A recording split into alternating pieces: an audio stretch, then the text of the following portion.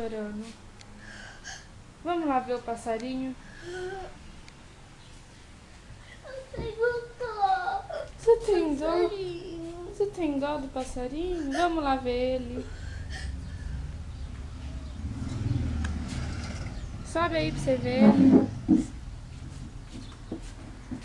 O que foi? O que aconteceu? O que aconteceu com o passarinho? Eu tenho tanto passarinho. Você tem dó? Mas por que ele caiu? Não, O que aconteceu com ele? ele caiu no chão. Ele caiu e agora? Ele morreu? Oh,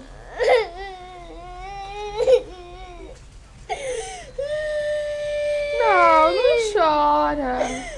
Ó, tem mais passarinho, tá?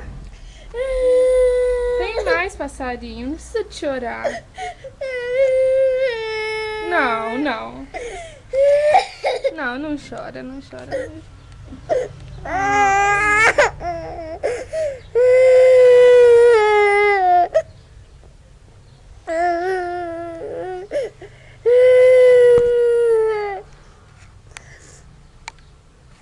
Ó. Passou já, tá? Ó, tá? Não chora não. Não precisa de ficar chorando, tá bom? Tá? Oi, Julinha. O que foi? O que você tem? Hã? Por causa do passarinho? Mas não precisa de chorar. Chora não, tá? Não chora. Hã?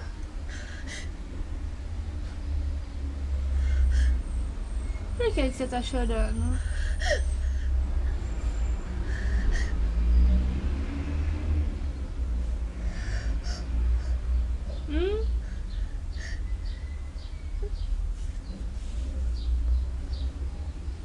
Não chora, tá?